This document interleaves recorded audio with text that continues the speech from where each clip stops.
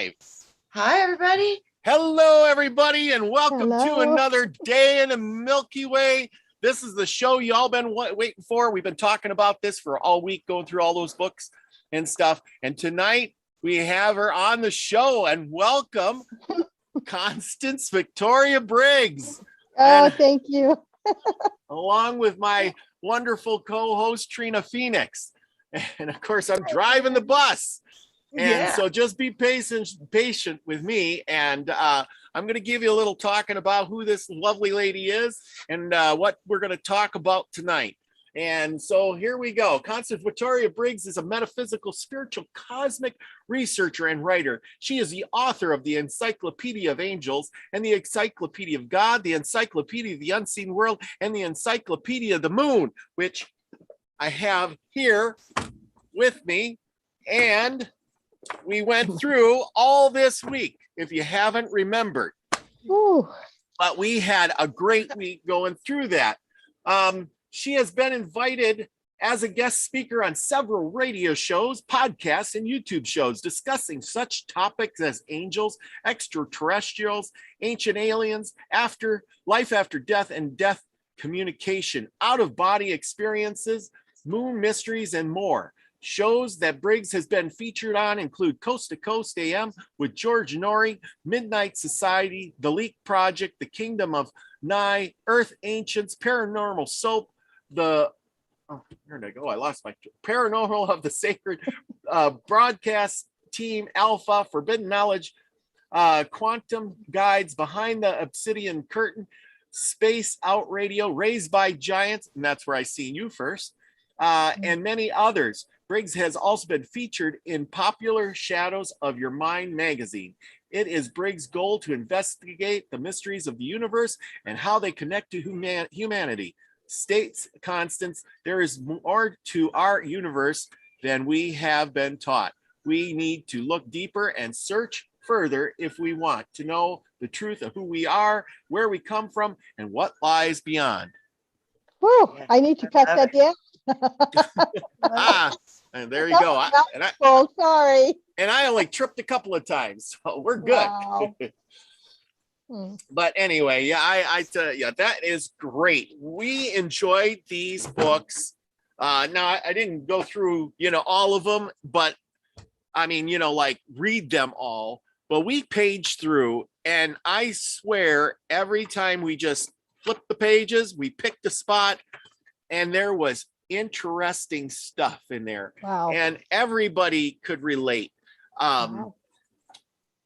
We really, I think everybody, I don't know whose ones was favorite, but I know the one day we did the angels, and lately we've been talking about angels a lot, especially Ariel. And so this one was a good one. And I had the audience pick different angels and pick them out, which I noticed, and you could tell us more on this, that the spellings in here are kind of different than I would imagine them being. So you were spelling from like the Hebrew or the Greek type, or could you explain some of that? So basically, angels are known throughout the world in different cultures, different civilizations. And some of those names have crossed over, from, as you said, the Greek, from ancient civilizations to now. And some of the angels, a lot of them came from the Hebrew, a lot of them. But also some of them have several different spellings to an angel name. And I sort of kind of picked the one that I was either more familiar with. I thought people would be closer. Excuse me, people. Sorry, I got a message. I did too. It happens. Okay. So I did too. It's okay. Yeah. But no, I just picked the some of the spelling that I thought were either easier to pronounce or were the more well known from the translation from whatever alphabet it may have come from. Some of these came from the Persian alphabet. And so, it's hard to answer the question because they're all different. They came from different sources. Oh, yeah. Well, and that's the thing, because we just go by this, the English version of it. but I guess most of us were spelling it like Ariel. And then when I looked it up in here, it was like it was spelled totally different, but then it had the same meaning. So that's kind of how I picked it out. So that was really cool. It was just really up to me. But I do want to say about the word angel itself. Now we all know that angel is a westernized word, but what people do not realize is that angels, the being angel can be found all the way back to Sumer and Mesopotamia, and all kinds of different cultures and religions through the ages. So whereas we're using that word angel, you can have people of a different religion. Let's go to Wicca. Let's say you can be Wiccan. Do you think Wiccans are going to see a being with wings? Not necessarily, because an angel will appear to you depending on what your belief system is. So everyone isn't using the word angel. They're using, different titles for their language. And I think people do not understand that or see that. But that is the case. So if you're, for example, I know of one lady who, I'm using the Wiccans because she thought that she had sort of a guide animal that was, protecting her, that would come to her, in the form of a wolf. If I recall, it was a wolf, and she felt protected. Now, she thought this was her angel, for lack of a better term for Wiccans. To her, that was an angel, that was her guardian. It would appear in her room and it would, just be around her. So what I'm trying to say is we use the term angel, but angels can be found throughout the centuries by different names, different religions, different cultures, and they don't always look like what we find on my book here with the little cherubs and the wings. So if you have an experience where you felt that a helper came to protect you or to check on you, it may not come in that form that if you're a Buddhist, you're not going to get that angel with the wings. So I'm just putting that out there so people understand they can have angelic encounters but not have winged beings. What we've also kind of looked at too is the whole principle of an angel as an angle of light coming from source, as inspiration, music, downloads, all that information too. So not only can they be different animals, spirits, different things, they can also be pure light of, pure inspiration, pure angles of light coming from God. So they can be, I agree, they can be pure light. They can be beams of light, orbs of light. For years, I had sort of a memory of a light that I didn't have from this world. And when I close my eyes and try to remember this light that I had, I think I saw this light in an out-of-body experience the first time. And in trying to remember it, and also there was a second memory that I had of standing in front of someone in a light, and that wasn't worldly. So I would close my eyes and try to remember the light, and I would just get this amazing feeling over me. I would just close my eyes, just try to go back there. And then I have times where I've looked into,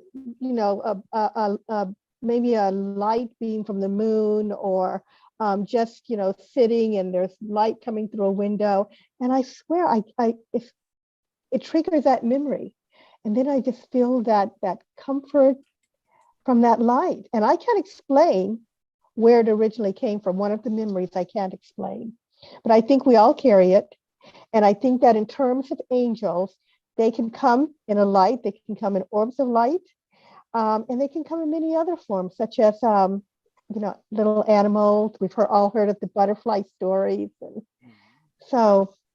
Yeah, well, and what you're saying is absolutely true. We've had several people. Well, I know quite a few people we've had on here who've all said they've encountered and talked to angels, or been in the presence. And each story is different. Some say wings. Some say they were gigantic. Some say that they came to him as other beings. I think whatever they come to you in, I think the generalization is it's some kind of something pleasant that you are able to accept. Yeah. It's so funny too. We've been working with the Angel series with Wayne Steiger. And this morning I was praying and I was like, oh yeah, angels, calling in the angels. And I walked outside and there was one feather floating gently, just going down to the ground. And it was going so slow, I could actually walk up and I caught it in my hand. And I was like, just one feather, just I don't know what it is about feathers and angels. I know. You're not the first person that has told me about a feather appearing. Oh, wow. And, Wayne's whole house got bombed last week. He's got feathers all over his whole yard.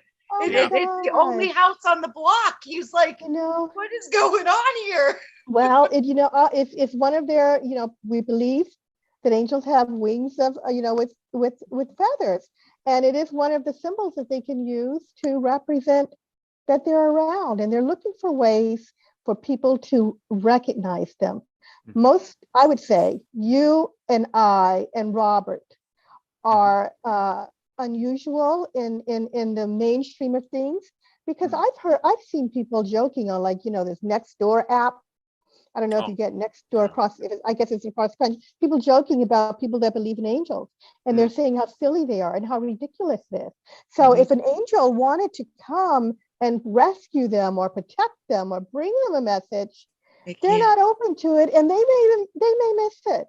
And one of the reasons for doing this work and letting people know that there are beings that are real that you can call on to help is so that they will be open to it, so they don't miss that message. So that if an angel literally says to them, get out of the way or turn the corner, they won't say, oh, what was that? And keep going and get a car accident, because they do give warnings, and you need to be open to it. Yep. Absolutely. I know that they've intervened in my life and protected me more than once. And the first one was when I was 3 years old. And when I was little, I could see the Lord Jesus. He was my spirit guide. When I was little, I'd never been to church. I'd never had any experience at all to this. I did none. So I had this thing when I was little, I thought I could fly. I was really serious, and I was going to jump off the roof. And the Lord was like, no, you'll go splat. And I was like, no, I won't. And that's the first time I felt angelic, literally intervention. And I still fell, but they literally threw me underneath the roof line into the hedges that were underneath the walkway. So I literally did an impossible loop, to go under the roof line, and I jumped off the roof. So, but I felt this force, and these hands shove me into those bushes, and it still hurt. It made me cry. I ran into my mom. I was 3, but I was certain I could fly. And he's like, no, you can't. But that was the first time I literally felt like they grabbed my body. That's amazing. Body, protected me when I was little. I love that story. I love that story. See, so you will walk around forever, with that memory, and that there's someone watching you, over you, and protecting you. You've experienced it firsthand. Some people, I say, they just have to experience something to get it. So when I was in my 20s, I was living single and working, and I moved into this apartment that had some sort of negative energy, negative entity there, and it was doing things to scare me. And at that point, I had heard of angels in religion. I knew about the angels at Christmas time and that sort of thing. But I did not know that they were there and ready for the calling. So in the process of me looking for a way to extract this problem, from my apartment, I came across a book, and it was the Book of Angels by Sophie Burnham.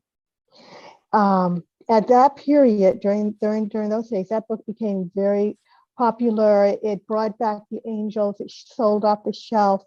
And I learned from her that I could possibly call on angels. So I tried it. I got her book and I learned the names of the archangels, and I created my little altar, and I had figures of the 4 archangels there, and I would talk to them. And no sooner than I did that all the activity, I don't want to get to a dark place, but it was negative activity, which happened sometimes in apartments with people moving in and out. It stopped. It stopped when I learned to call on the angels. That's And then so awesome. I grew. I learned a lot about the angels after that, and I started talking to people, and I understood that people were having protective experiences. Not only do they come and maybe get rid of a problem for you and protect you, but they can give you advice, just advice that you need through mediums that you wouldn't, understand. For example, I know of one person who was working out. This gentleman was having an issue in his life and was working out, and a young man came in, and this young man was telling him about his problem, and it made the older person stop and listen and try to help. When he started talking to the young man, he realized that the advice he was giving him was something he could use himself. And later on, he contacted me and said, I think that boy was an angel. He said, I've never seen him before. He came into the gym.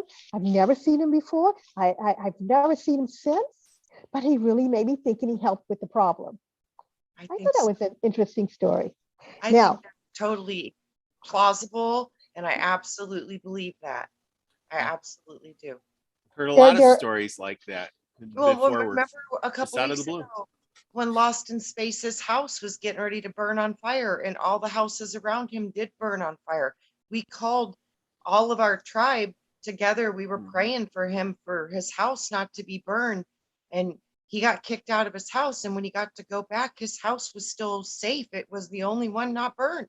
And he was like, I swear the angels protected my house. There's everything else around him was burned, but we were like, we need your help. And he felt it. And, they made him evacuate, but his house is still standing. Was he in Northern California on the news? Yes. There was a gentleman on the news, and he says, I think it was the angels. His house. I don't know if that was him. That really happened. It really did. Really did.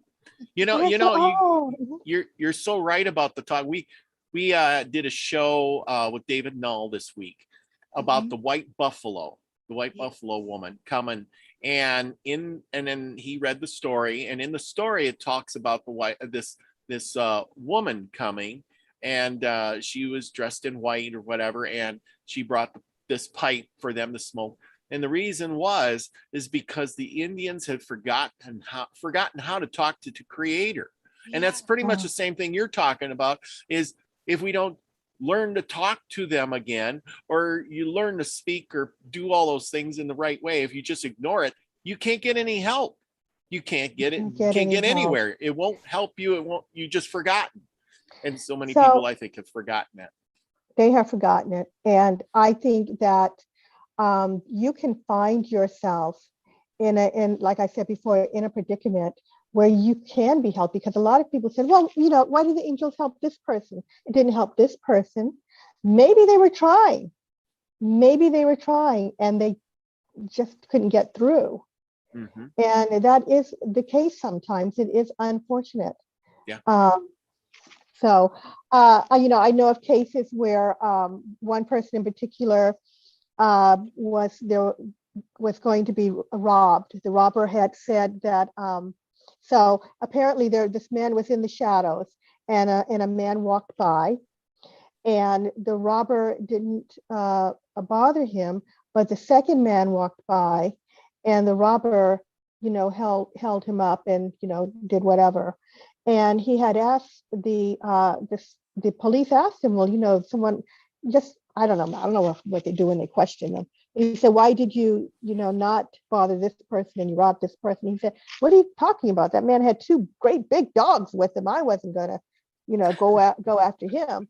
So for whatever reason, the man appeared to have two dogs with him. Maybe he believed in angels and he had a warning to, I don't know, move faster or whatever. I don't know. But I just wonder that if the second person, and it's not the victim's fault, but I just wonder, did an angel try and rescue him and somehow he missed the message? That's all. I remember one time walking with a friend in a similar situation, and I tell you, three men appeared behind us, and my, as they say, the hair stood up on end. The hair stood up on end. I felt like, and I turned, something made me turn, and I saw these three guys behind us, and I grabbed my friend and started going across the street, and the guys split up. One followed us over and one went this way. And I tell you, something told me that they were up to no good. Yeah. Yeah. Yeah. So anyway. That is so cool. See, you actually got real world stories that put all this together, which is awesome.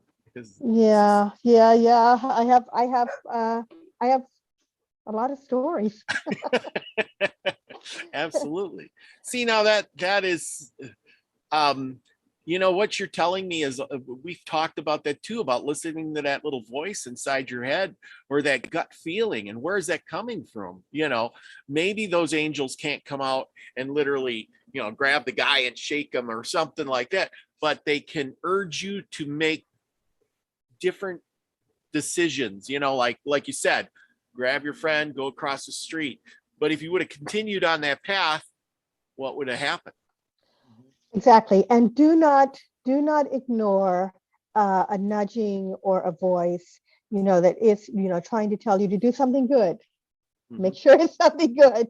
I don't know about the other voices, that are telling people, bad things, but I remember very vividly once going on a camping trip, and my young daughter, and the kids, it was a group of kids, a group of adults, we were talking, they were out of our sight.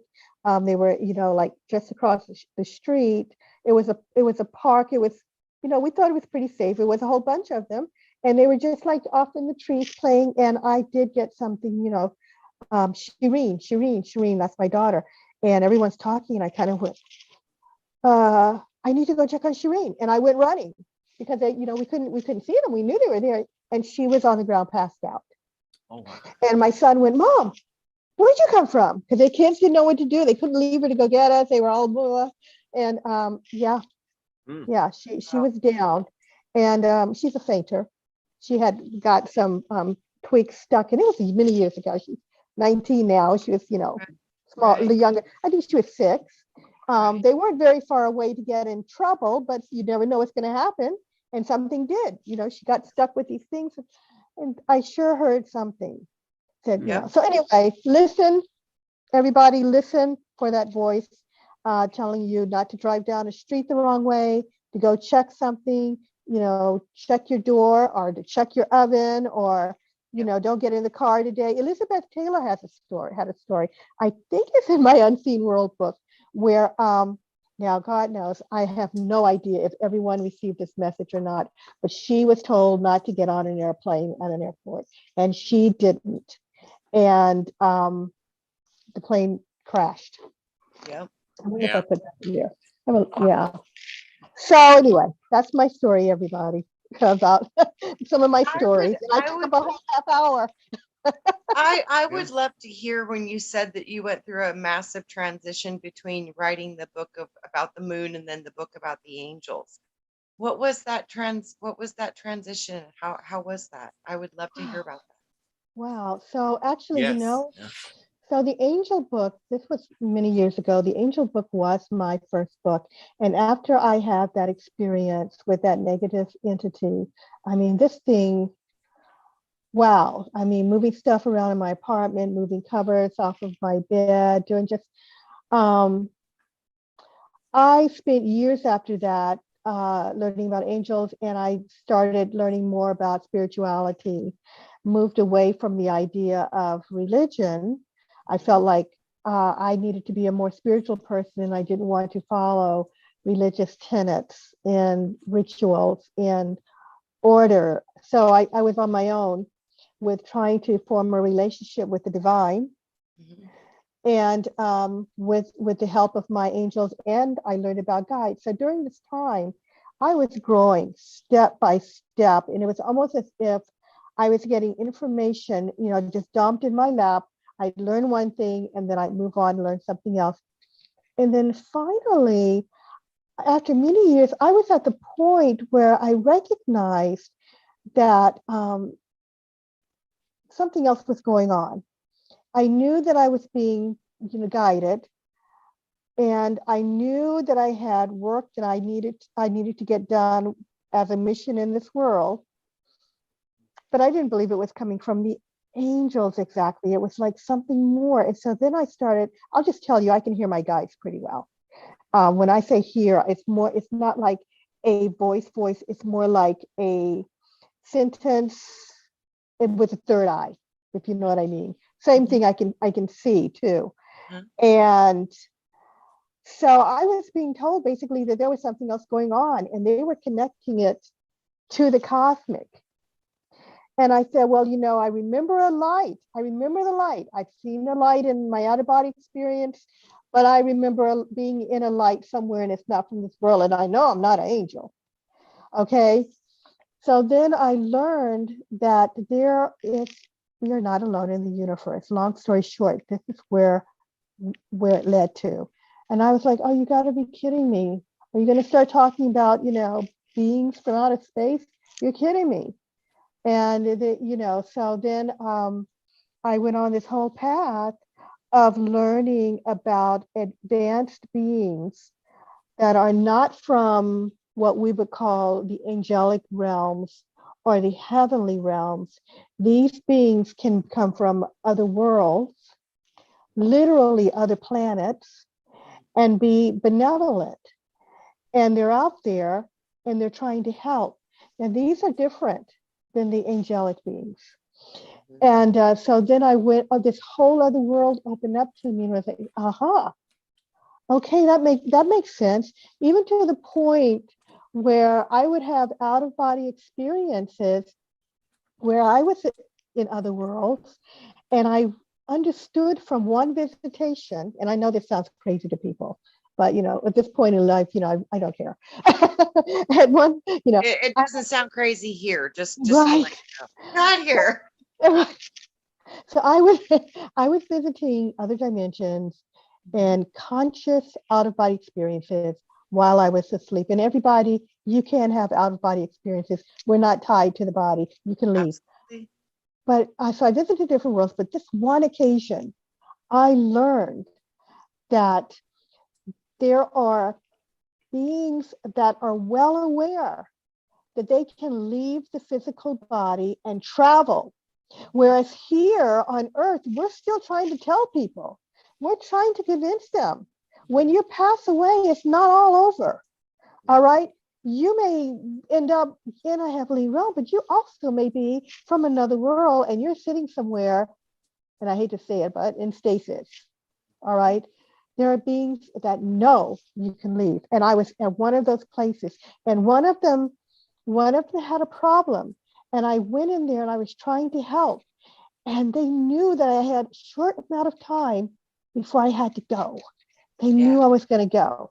And I tell you, I tried to get back there and I haven't been able to. It was very, very upsetting. So this understanding that there's more to our universe than just life and death on Earth and moving into the heavenly realms after death, there are other places to go. And it's not only that, but it gets really complicated. There may be layers. So we're here, and let's say we've come in from another benevolent world to help planet Earth, to ascend or to just do better or to evolve spiritually. We may have a mission to come in here, and then we return home to that other place. And that's before we reach the heavenly realm. Yes. I believe that. I'm interested to see what you have to say about, I heard you mention stasis, that you might be in stasis. I've had some profound experiences myself with seeing myself in stasis. Yeah. So, One vision, sorry. I cut myself out of a serpent, and I Oh. had a sleeping body inside of the serpent. And that was profound. That was an earth-shattering experience. It changed my world, that vision. And it was telling me there was one of me was sleeping in stasis. Yeah. Yeah. I think you're very lucky to have had that. Most Yeah. people have no idea. These are just these concepts are too complicated. And Too there far. it was, Yeah. so it was presented to you. Yeah. Yeah, that's amazing. Not only just that way, I've seen it 3 other ways. I've seen the serpent. I cut myself out of a serpent. Hmm. And then that was when I literally, one of the only times I think I've actually heard the God voice, which is, that sounds like 1,000 voices at the same time. And he said, "My child, you have now been set free from the watery grave of which you have slept. My child, you have now been set free from the bondage of the serpent." I was like, whoa. Mm. Whoa. And it was like I was tested too, because like the Lord handed me a knife, take on this 30-foot snake. I'm like, what are you talking about? I got no problem with that snake. Nope. I was like, I got no business. And I just knew he wouldn't talk to me. He was like a test. He was like, and it was like, he was just like, and he handed me a knife. I was like, you want me to take this little tiny knife to go deal with the 30-foot snake? And I was like, this is a test. And he wouldn't talk. And I was like, fine, so be it. Charged right for the snake I went, and I pulled myself out of the snake, and I was so freaked out. I didn't know what any of that meant. And then I got that message about being freed from the bondage of the serpent. And that all came to me with the epiphany of understanding that religion was a trap, and Mhm. understanding that all of it was just old books, twisted stories. His story wins, and it's all like the angels all have multiple names, but it's the same angel. All that stuff, I was starting to see all this layers of deception and all this stuff. And that was when I had the whole cut myself out of the serpent. But then I saw myself as in a sleeping casket, a crystal casket, like Sleeping Beauty. And then I also saw another one in stasis, hooked into a chair, like a gaming system, like Wow. helmet and stuff on. So I've seen this presented to me at least 3 or 4 different ways. But the one cutting myself out of the snake by far just was tops the charts. I was like, whoa. Sounds like you have a book in you. Yeah, probably. I just got to get focused and again, and just time, the time thing. Oh yeah. Well, absolutely, absolutely. Yeah, so what do you There's think about there's this stasis thing? I'm like super curious with other people who have some type of awareness. Did you Yeah, see yourself in stasis? I have not seen myself in stasis. I don't know that I am in stasis. I just understand that that concept is real. And I learned this from being out of my body and, being among beings who had this information. So, sometimes you can leave your body and just, you're leaving your body anyway, people during sleep. You may not remember it. You may think that some of them are dreams, but you're accessing information and getting it when you leave and then bringing it back to you. One of my favorite memories, it occurred just recently, and I was out of my body, and I've been to this place a few times now, and I don't know where it is, but it's dark when I get there. It's night. It's on the beach. There's this city that looks like the buildings are made of clay there, and I've been walking around it, and I really like going there. But this last time I was there, I don't know what happened. I can't tell you what the trouble was with me, but I was there, and I had needed help, and I was assisted by these 3 humanoid beings, and they looked. So they were all female, and they had a dark black hair. They had black hair with their hair in a bun, light skin, maybe olive complexion, I guess. And they looked like us, except they had these very large eyes, not the grays, by the way. These were very round and green and not reptilian or anything like that. All the stuff we've heard about these dark entities. No, it's not there. It wasn't them. They were very interesting and very attractive, but the eyes were such that I was thinking, because I was feeling a little woozy, and I was thinking, wow, how'd they get those eyes on there? But they looked concerned, and two of them, one went running in one direction and one went the other way, and one was just standing there very close looking down at me. Something was wrong, and I don't know what they were doing. And I've been trying to get back there. But what was my point in telling you this story? That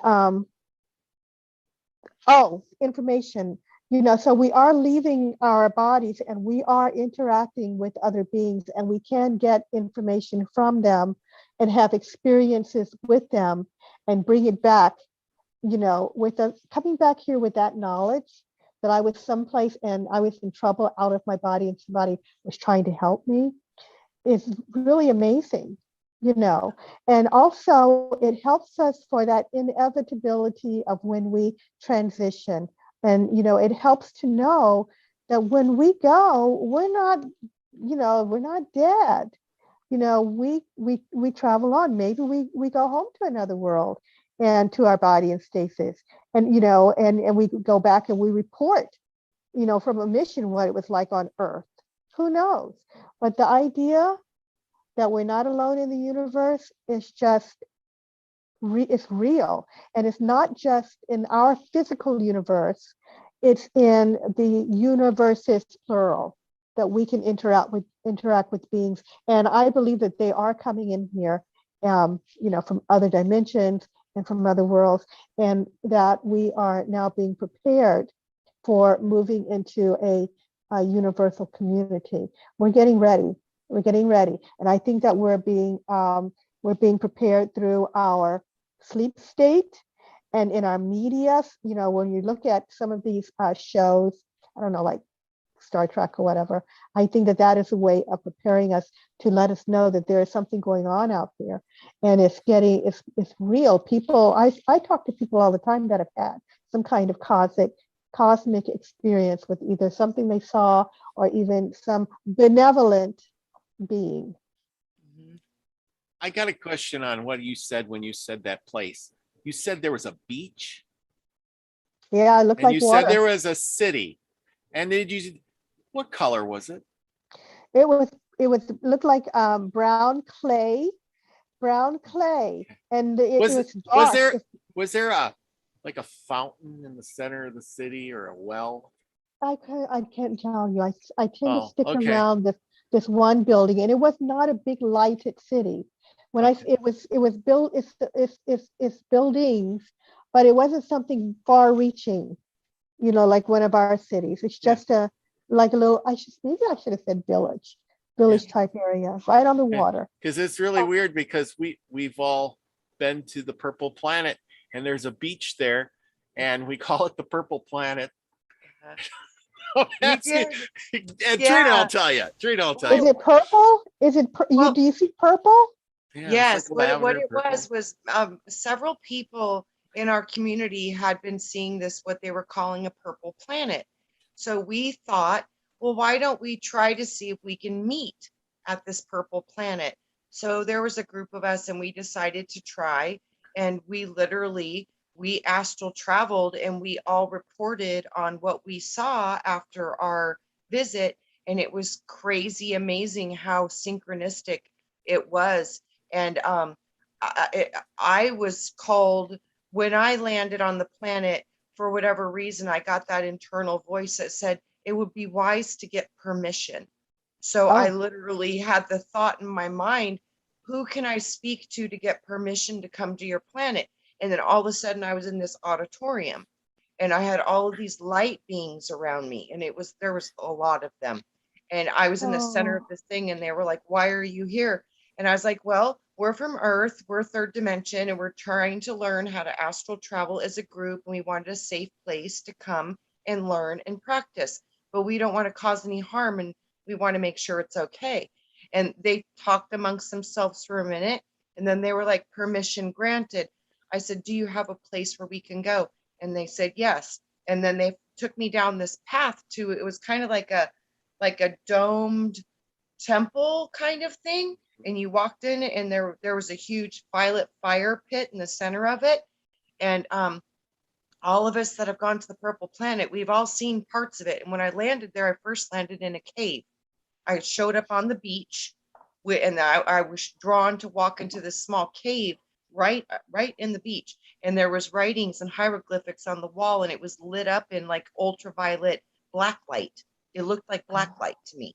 So I was looking at the symbols, and that was when I heard it would be wise to get permission. So, and that was what started it. And then Ryan and some other people and Robert, they've seen the beach and the sky. It changes colors. It's purple and blue and white and all these beautiful colors. And the beaches that we saw, I saw mine was like a corally, pinky sand color beach. We all saw little variations, but a lot of synchronicities of the same concepts, but we're all going to see things a little different. Anyways, even in this reality, we do 5 people report the same car accident 5 different ways. That's right. So, that's how we just do it because we all perceive a little different. But yeah, it was actually validation that we can actually do this even as groups. Yes, I haven't had any group experiences. I've met guides out of my body. I've traveled, with someone that I call my guide. I have not been able to meet with groups. I don't really know anyone else around where I live, that are my friends that want to try such things. But I really love traveling. Usually I'm not doing it on purpose. I usually slip out of my body and go. And yeah, so for people that haven't had that experience, I don't know how much you've talked about it on your show, but my first experience, I went to sleep. I was living single, that same apartment that was haunted. And this night I came out, and it was my first time. I woke up in the sky. And I lived in Virginia, Alexandria, Virginia, and I was living in, for those who are in that part of the country, I was living in Hunting Towers. And near Hunting Towers, right next to it was the Woodrow Wilson Bridge. So I was in I guess you can call it a high rise. It was about, 10 stories, 12 stories. And I was over the bridge, and I looked down, and when I looked down, I went to move forward, and I felt like I was going to fall. And then I caught myself, and I sort of went back, and it was like I was bobbing up and down, and I knew what it was. I knew what it was because I had read Robert Monroe's Journeys Out of the Body. So I was safe and not in that knowledge.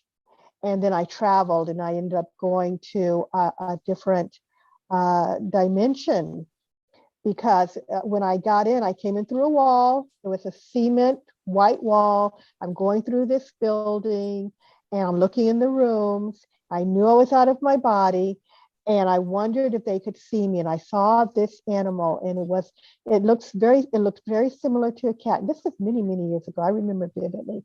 And it looked similar to a cat, but it wasn't on the floor, it was in the air.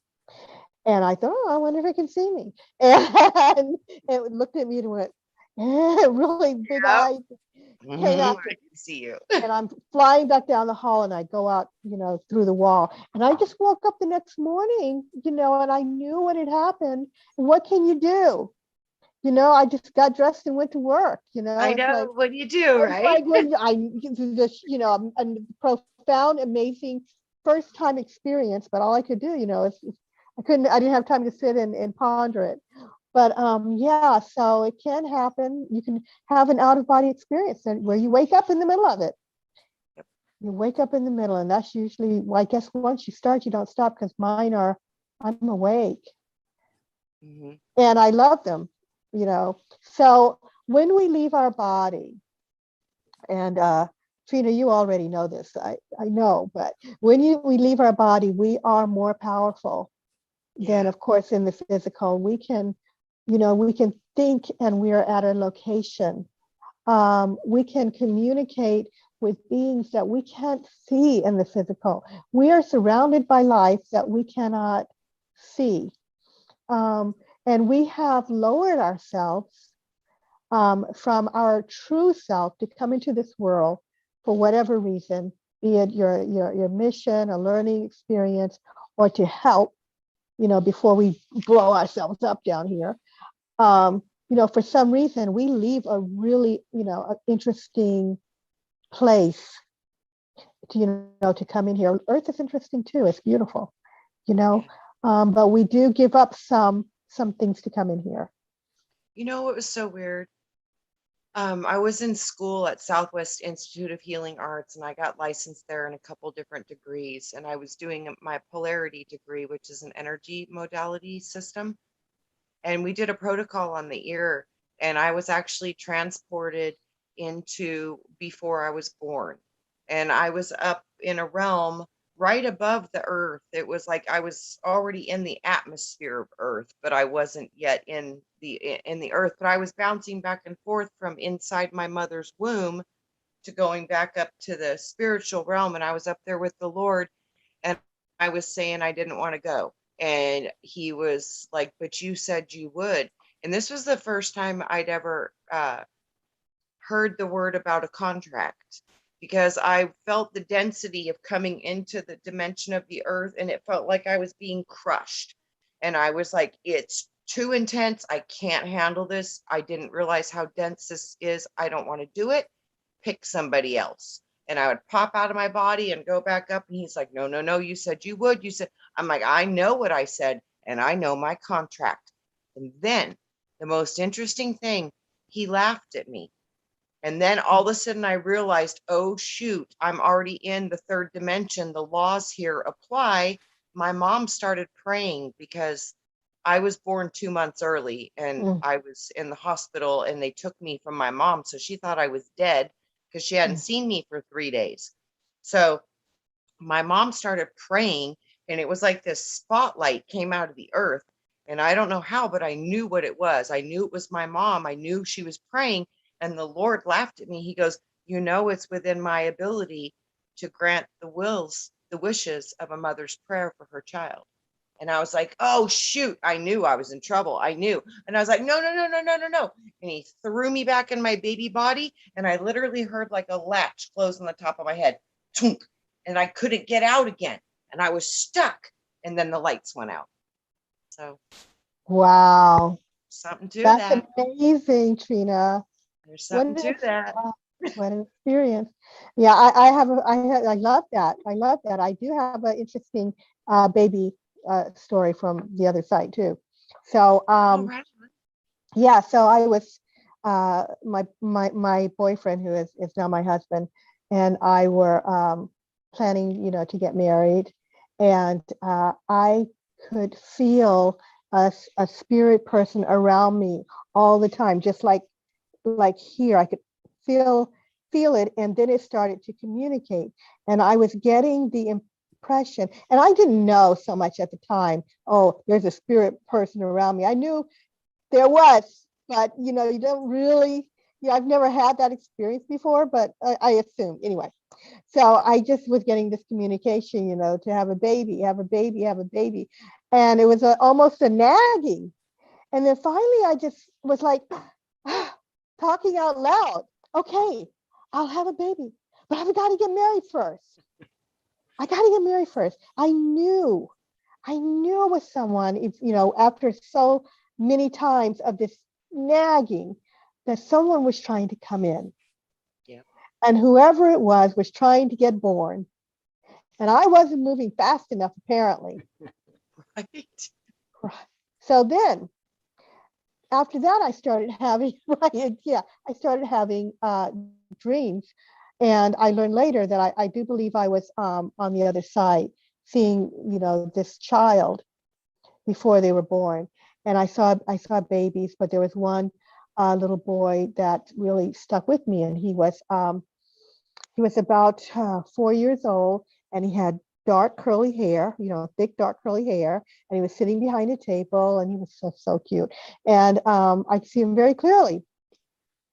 I had that dream, and I forgot about that dream for a few years, until after I got married and I had a son, And we were in a restaurant one day, and he was sitting behind this table, and he was doing this thing with his eyes that he did, and just the black little afro hair. And that was my son Keon. I recognized him, and I went, oh, it was Keon. Yeah. It's Keon trying to be born. Yeah. Amazing. Wow. So That is amazing. here's a really good question. Since you have these experiences, does this run in your family in any way or shape or form? Because I've noticed that it seems like if you have it, then you're either your mother or your grandmother or somebody in your family has had experiences like that too, and you're kind of already in tune for that. Yeah. So unfortunately for me, I didn't know either of my grandmothers. And I have heard that there was some sort of psychic ability, among one of my aunts. And when I had my problem in the apartment, I did contact her. But that's the most that I've ever heard. Now, there have been stories on my mother's side of strange things that happened. For example, that whenever someone passed away, my grandmother passed. My grandfather was still alive, and he said whenever someone was going to pass, that my grandmother would come and visit. He said she would show up on a white horse, and she would be traveling on this white horse, and she would be looking back. And whenever that happened, someone passed away. So he always knew, but he didn't know who it was going to happen to. So I remember hearing, that story, and something about lights traveling outside of one of my relatives' homes, but nothing that said that there was a psychic line. Now, I did worry about my children coming in with some, experiences. And sure enough, when my son was young, he used to talk to me about out-of-body experiences when he was a little boy. He says, Mom, I was, out, and I was, moving around, outside the house, and he was baffled. And then he would travel to another dimension and come back with these stories. And in one case, he was very, very upset because, it was real. And they were asking him, they were talking about a mission he had here on Earth to take care of the animals, which he really does love animals. He's 23 years old now. And and then he would see shadow people. I used to tell them they were Santa's elves. He would see shadow people. And my daughter would see shadow people and be people on the other side. But that seems to have faded with her. Yeah, that's as far as it got, to answer your question. Both of my children saw The Matrix. Like, when saw- you see the movie The Matrix with the little green dots, like everything's moving. Mhm, Both mhm. of my children were able to see that for a very short window of time. And both of them, it hit them about between age 2 and 3. And it only lasted about a week or so, and then it went away for both of them. But they both did that. They both could see the Matrix. They could see it. And one of my daughters was born seeing auras. So she would ask why you were the color that you were. So she would see your colors. And yeah, it's amazing. It's these children are gifted. And it's amazing too. You talked about your relative with the white horse. My daughter, my firstborn, I was praying, and I wanted to know who the energy that was in my womb growing. I wanted to meet him. I didn't know if it Right. was a girl, a boy. I didn't know anything. I was only about 6 weeks pregnant or so, maybe 3 months.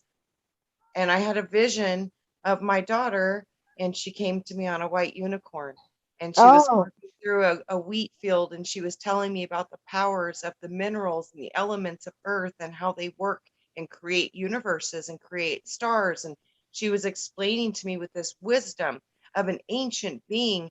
And she told me, I says, what could I call you? She says, you may call me Andalusia. I was like, okay.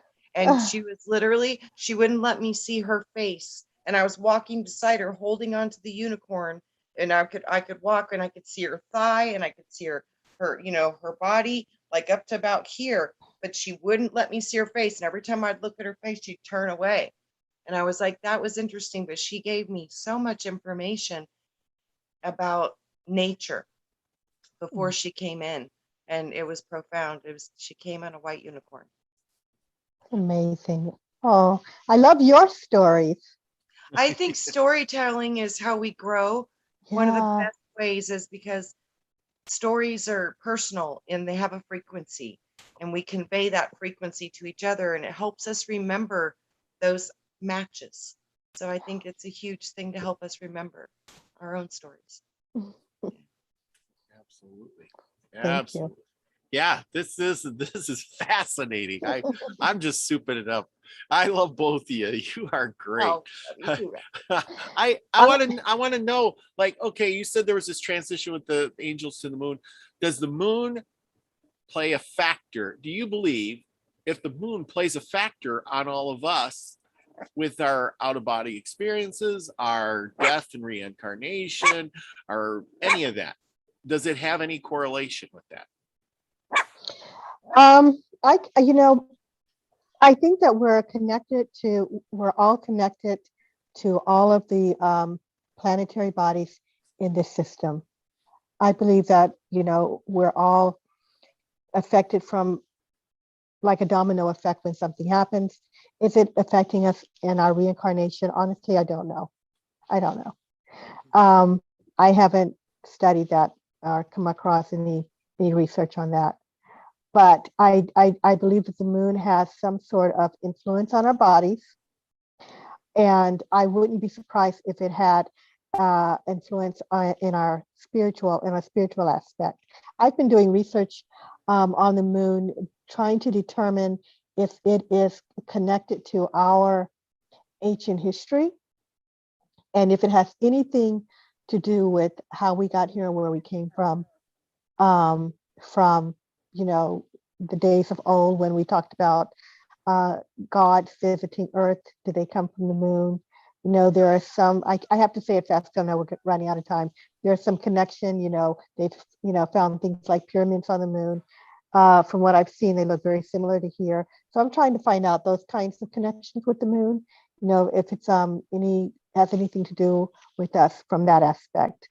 And also I talk about whether or not there's a civilization on the moon. And I'm writing a book about it, and it will be out next spring.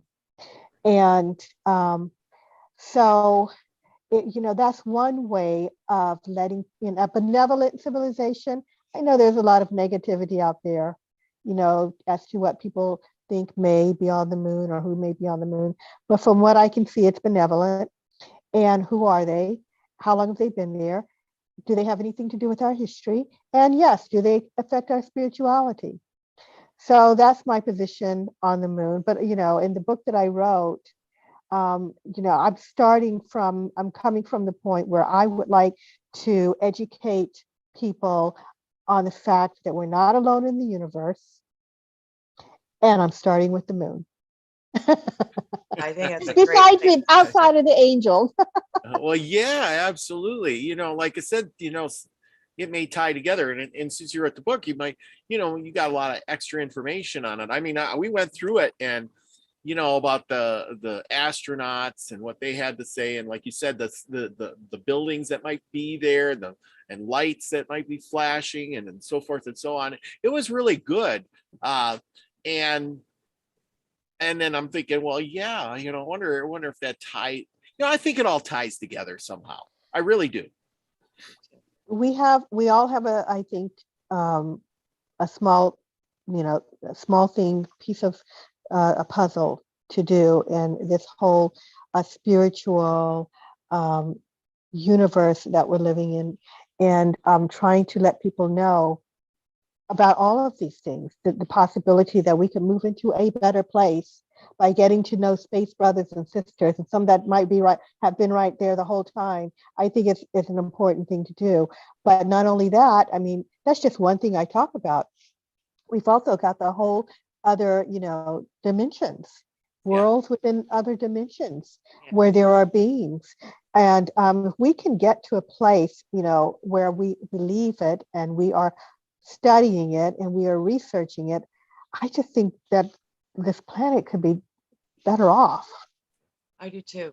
If we have a fuller understanding of our own eternal presence and how that affects creation, I think if people really started to understand how we truly do affect each other and our world, and probably most definitely even beyond this world, because as an Right. immortal being, eternal, Right. that energy is constant. It never dies. It only transforms from one state to another. So yeah, I think to understand how connected we are alchemically as well as spiritually, I think that's a key to unlocking so much of our potential, because I've seen that if enough of us come together and decided to heal this world, it would have no other option than to do as it was commanded. Agreed. Agreed. And, from the other side, before we come in here, we're watching. Some of us were watching and we wanted to come in and help and we wanted to do this work. And that's why I said everybody has a little piece of the puzzle sort of to put together and build this picture and build this community of bringing ourselves up instead of Yeah. constantly, it's like we're either regressing or we're not moving spiritually. Yeah. And we should open up that whole world to ourselves. It would help. It would help this world before we blow ourselves up. Do you know that there are benevolent beings? They've given channeled information, and they said that in the 1950s they came in to prevent us from blowing ourselves up. We can't see them, that they are ethereal beings. And they said that they have ships, they're not spiritual, like they're not from the heavenly realms, but they too came in, from their own worlds to help us. We shouldn't have to have people saying we better go in there and help them.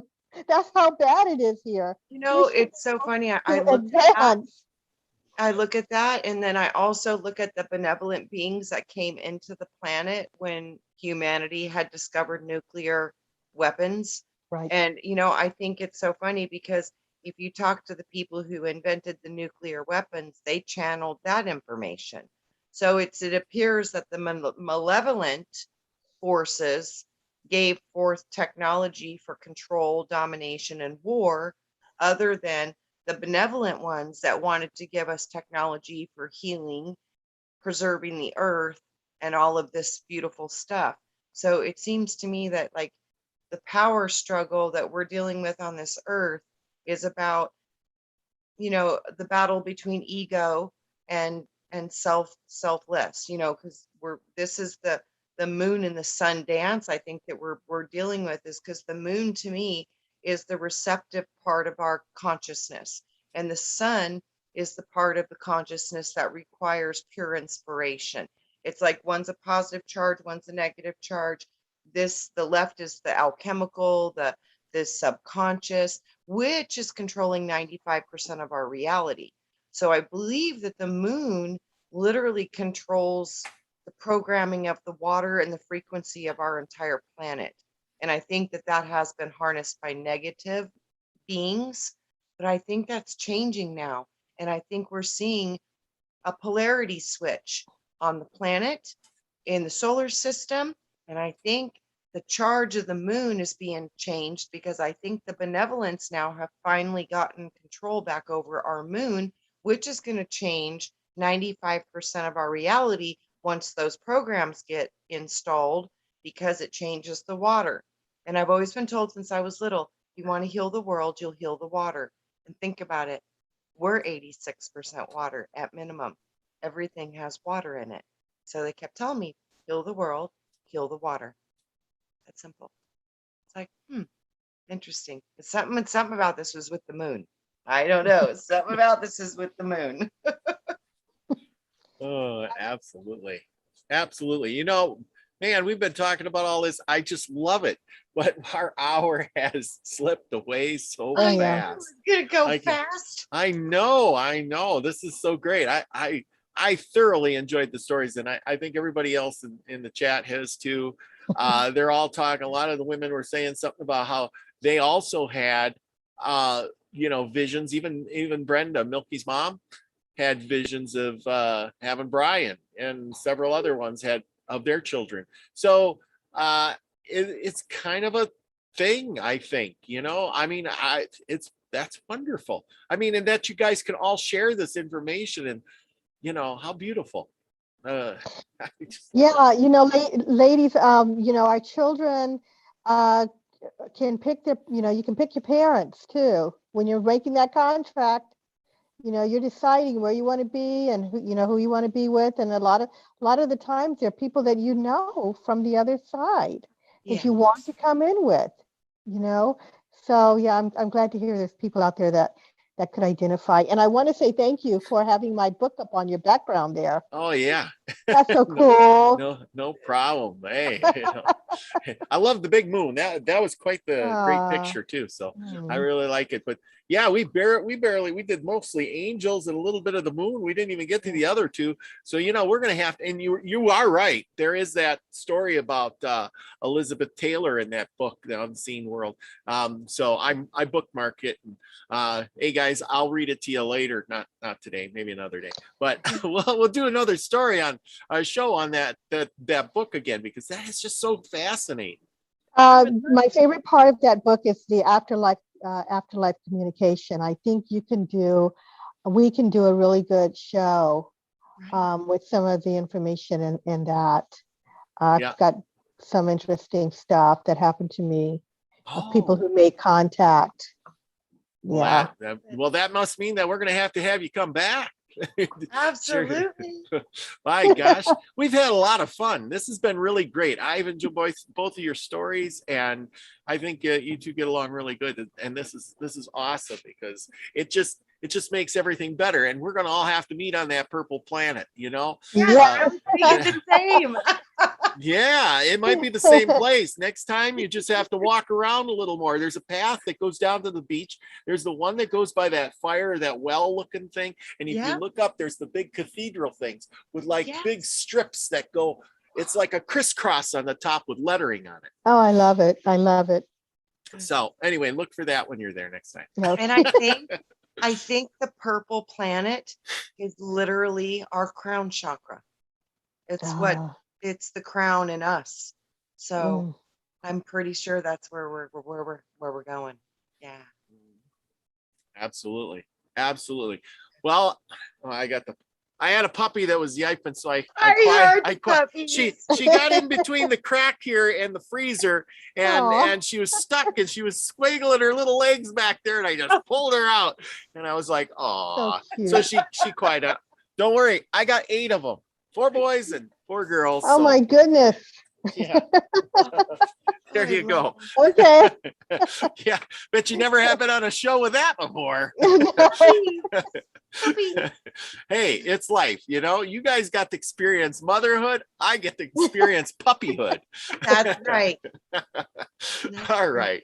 Well, thank you so much, Constance. We just love having you on. Trina, thank you. Thank you, Robert. I am grateful for each and every one of you, and everyone out there. I love you all. Just go out and be the frequency you want to receive this week.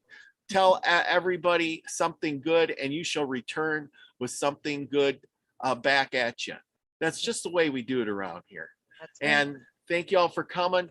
Okay. Remember, love you all. Peace, everybody. Thank you so much.